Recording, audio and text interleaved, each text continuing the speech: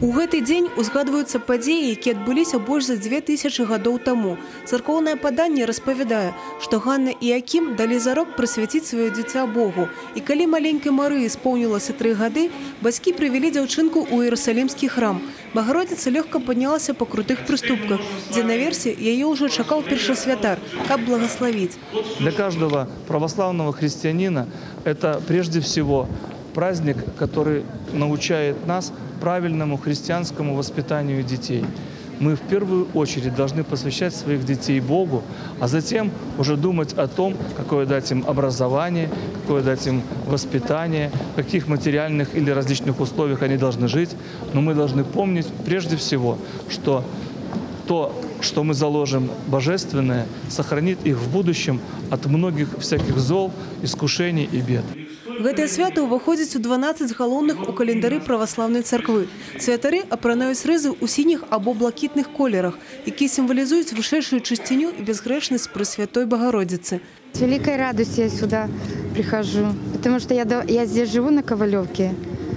Я знаю настоятеля давно. Мы с детьми сюда ходили, уже дети выросли.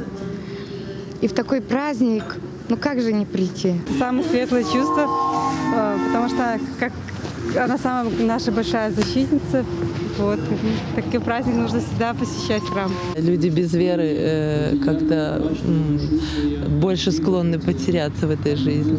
Ну, причем вера это не значит, как бы, если я пришла в храм, значит, я верующая, как бы, это действительно жить по вере, да, потому что как бы христианами называться это одно, а быть ими это другое.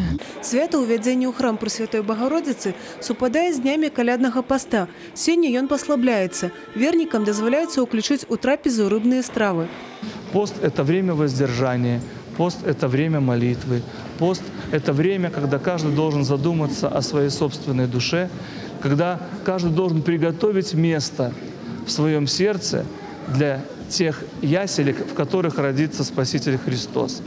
А это достигается только чистотой сердца, достигается работой над своими недостатками, достигается милосердным отношением к ближним и другими добродетелями, которые помогают христианину воспринять силу и дух праздника Рождества Христова.